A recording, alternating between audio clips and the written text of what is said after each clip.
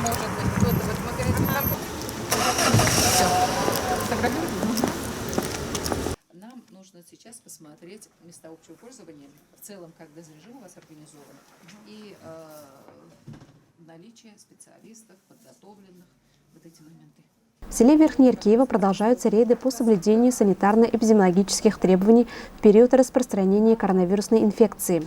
Так, сотрудники территориального отдела управления Роспотребнадзора совместно с представителями районной администрации, отдела Министерства внутренних дел России по Илишевскому району провели рейд по торговым центрам «Семья», «Сейлян», «Дом быта», «Центр» и в магазине «Магнит».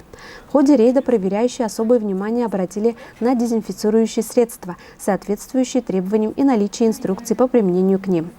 Масок, термометрии посетителей и сотрудников, организации проверки сертификатов о вакцинации или справки о перенесенном заболевании. В целом, понимание со стороны предпринимателей и юридических лиц есть. Но фактически, конечно, нарушение выявляется по организации дезрежима. Зачастую мы применяем дезинфицирующие средства, которые не предназначены для работы при вирусных инфекциях, конкретно в части новой коронавирусной инфекции. Или мы применяем эти средства не по назначению, зачастую отсутствует инструкция, поэтому, конечно, тут нужна подготовка персонала по вопросам проведения текущей дезинфекции и обработки помещений.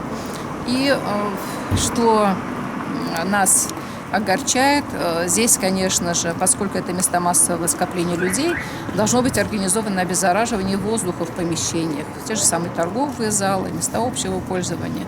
Это не организовано. Вот сегодня мы ни в одном объекте торговли не увидели устройства по обеззараживанию воздуха.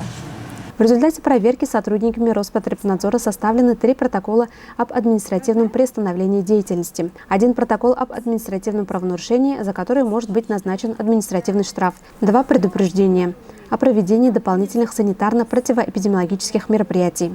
Напомним, Роспотребнадзор рекомендует руководителям всех торговых точек организовать ежедневно перед началом смены замер температуры тела работников, обеспечить не менее чем 5-дневный запас моющих и дезинфицирующих веществ, масок, респираторов и перчаток. В помещениях с постоянным нахождением работников применять бактерицидные облучатели воздуха, каждые 2 часа проводить влажную уборку и дезинфекцию помещений. С полным перечнем рекомендаций можно ознакомиться на сайте Роспотребнадзора. Рейдовые мероприятия будут продолжены.